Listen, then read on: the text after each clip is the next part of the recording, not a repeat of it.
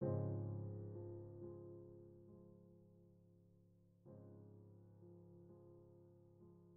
everyone, welcome to After Dark Analysis. Today is going to be another pilot episode that I want to make a few quick announcements about. If you are not interested in that, please click on the timestamp in the description and we'll see you then. Basically, what I want this series to be is open to any kind of horror anthology style show. I'm doing Black Mirror because it's been by far the most requested, but I'm willing to do shows like Tales from the Crypt, Outer Limits, even something that's widely considered campy like Freddy's Nightmares. The reason I want to keep this to anthology style shows, since I can analyze each episode as its own component and self-contained, and not try and do an entire season all at once. And the reason I'm talking about what the intent for this series is I'm on the fence if I want to do a show like The Twilight Zone, because there are so many other channels and podcasts doing fantastic analysis of that show. So while I have access to the entire series, and it's not out of the question at all for me to do it, the reaction and want from you guys is kind of going to be what pushes it one way or the other if I decide to do that. So with Black Mirror, we're going to start at the logical place, the beginning. Season 1,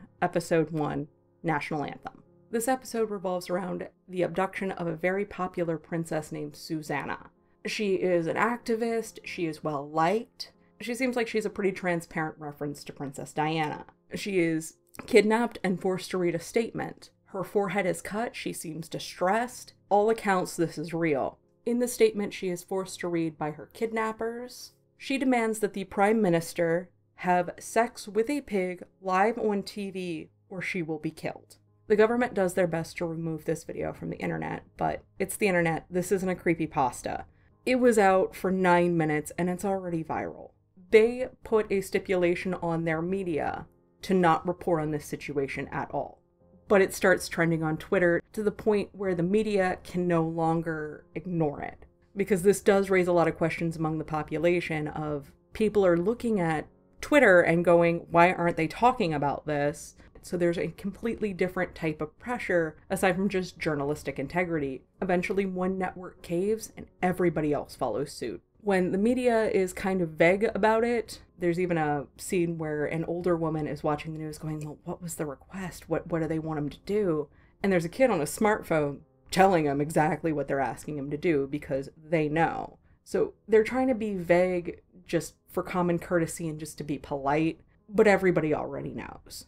You kind of can't unring that bell. The Prime Minister's wife eventually breaks down while reading online comments and says it's already in their heads. At this point, the public knows what's going on, and in their heads, he might as well have just done it already. Originally, the public outcry is of trying to find another way. No one expects the Prime Minister to do this. This has got to be a hoax. There's no way he's been asked to do this. They try to get an actor with a very similar build to the Prime Minister to put on a green screen mask so they can record it and superimpose his face. So while, yes, this will still happen, it's not the Prime Minister doing it, which doesn't really make it much better. Because of this, the network UKN is sent a flash drive that says "Watch Me" along with a human finger. When they plug in the USB, it is a video of Susanna's finger being cut off. So they believe this is enough proof that this is real, this is her finger, she really will be hurt and she will be killed if the Prime Minister doesn't do this. And it's referred to as a punishment for trying to cheat. Whoever this is found out with the actor in the green screen. Because apparently somebody on set recognized that actor, took a picture of him, put it online, and as they said, the internet hive mind did the math. During all this news coverage, there's also specifically a reporter who is not only tracking social media and was one of the ones pushing for them to report this, but she's also sending explicit pictures to one of the Prime Minister's staff members, basically saying, you'll get more if I get more information. Again, we're getting how much social media is playing in to news reporting, not only doing the reporting itself, but influencing and shaping the way the reporting is done. She's getting details she shouldn't have otherwise had because she has this technology to send these things, whereas before they would have probably had to meet up somewhere or do something, which there's a chance of being caught, and with the current firestorm, there's no way that guy could have stepped away. The technology completely facilitates this exchange. And apparently the Prime Minister was completely unaware of this attempted deceiving whoever abducted Susanna. He didn't think it was worth the risk, but he definitely doesn't want to do it, so he's trying to figure something out where he doesn't have to have sex with a pig and can get her back safely. After the finger cutting off video is released, though, the public opinion completely shifts to this is very real and do it. Eventually, they believe they have a location for the kidnapper and where she's being held. The reporter sending explicit pictures gets wind of this and decides to go as well. She live streams the entire thing, and the team finds out it was completely a hoax. There's mannequins, it's a false location, he faked where they're at. Unfortunately, they get a quick glimpse of the reporter while she's trying to sneak away, obviously thinking she's got something to do with it, chase after her, end up shooting her in the leg. And when her phone falls, she talks about how she was trying to cover it. The officer shoots her phone and says, "There is your RST award," which is showing how dangerous traditional media can be. For her to get this story, for her to get that breaking exclusive, she had to be there in person. Whereas most other people reporting on this story are completely behind a keyboard and just waiting to get more data and are putting bits together themselves, which may or may not be accurate. Because when something's breaking like this, there's very little time for due diligence. You have to get it out, you have to get it then, you have to get it before anybody else, because you have to be first. So as much as we are seeing the darker aspects of what social media can give us, at the same time, we are seeing some of the benefits of keeping reporters safe, but the more you distance yourself from the situation, the less attached you get to it. Theoretically is a good or bad thing, because yes, you can stay objective when you're not close to something. Sometimes being too objective, especially when a human life is on the line, can be a major issue. At this point, he is out of options, they're out of time, he has to go through with it. The Prime Minister, via either information that only he has, or wishful thinking, believes Susanna might already be dead, but at this point it's out of his hands. No matter what he does, it's going to be wrong. The government, as part of some half-hearted compromise, is begging people to turn off their TVs. Don't watch the broadcast. Of course, that's what everybody wants to do. It's the Streisand effect, and for those that don't know what that is, when you tell somebody not to look at or do something, it makes them want to do it more. And the reason it's called that is Barbra Streisand tried to suppress pictures of her home in Malibu in 2003. Way more people went looking for Barbra Streisand's house than probably ever would have cared had she not done that. So we've got bars full of people, there are bets going, and one major stipulation of all of this is he has to finish the act. There's no ifs, ands, or buts about that. Not only are they advising people to turn off their TVs, they're also making it completely illegal to have a copy of this footage past midnight that night. So you've got groups of people getting together and taking bets on if he's going to cry, how long is it going to take him to finish, if he's going to throw up, because it's not them. They've distanced themselves enough from this. The empathy is kind of gone for him. When we get to 0 hour, the pig is sedated to try and cause it as little trauma as possible. Before he begins, he says, "I trust this will bring about the safe return of Princess Susanna. I love my wife. May God forgive me." Again, trying to twist that narrative of, I was forced into doing this. Remember, I'm only doing this to save the life of another human being. While everybody's watching this, we cut to a shot of a man hanging. He's missing a finger, and we assume this is the kidnapper.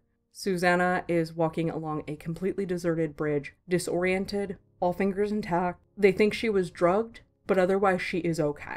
And the whole reason for the bit with the finger is the DNA test didn't come back until after she was returned. There was no way to do it in the time frame because DNA tests do take a while. So they had to go with video footage, finger, and assume. Luckily, some people do find Susanna and take her where she needs to be.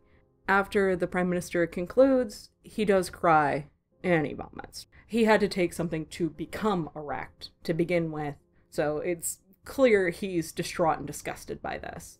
It turns out that Susanna was actually returned and dropped off 30 minutes before the Prime Minister started doing anything.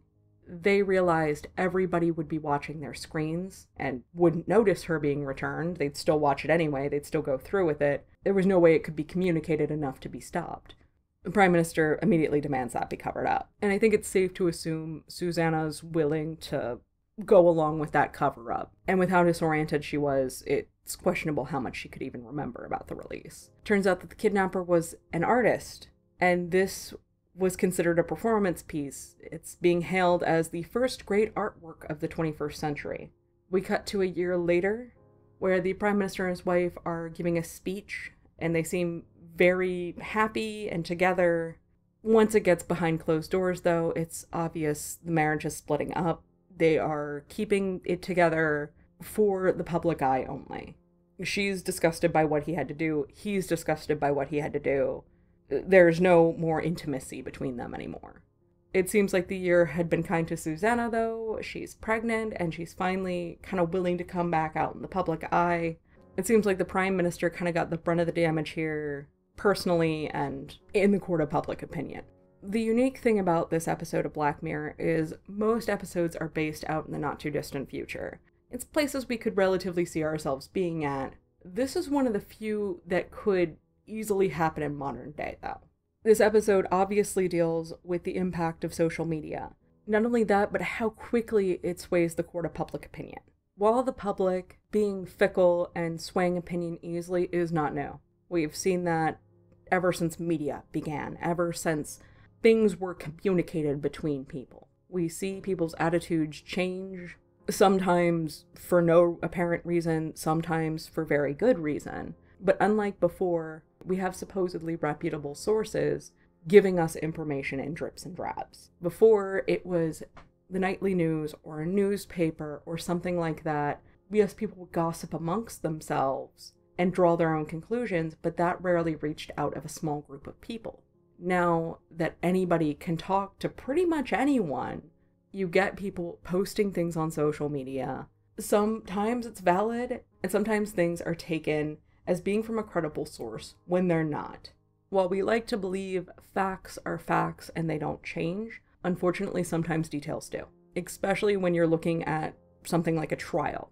The more information that comes out through that trial may change what everybody knew about the case before. So we watch this influence, and we watch the fact that we are staying so informed now, for better or worse. Because on the positive side, people knew what was going on and they knew the threat, even when traditional media sources like news networks were trying to hide it. On the other hand, you can dispel misinformation faster than ever to bigger and bigger groups of people. How many scientific studies have been debunked, and people decades later still believe in them? I'm sure a bunch of people watching still think red wine's good for your heart. It's not. The guy cherry-picked his data. It's been disproven multiple times. For better or worse, all social media and technology can do is let you hide or access parts of you that already were there. We essentially watched the public walk away after the Prime Minister's life was destroyed. While we don't know what really happened in that year for the Prime Minister, aside from his marriage disintegrating, we know it seems like people have accepted him back and seem to like him again. And they're not referencing it as often. The cut to a year says it's the year anniversary of.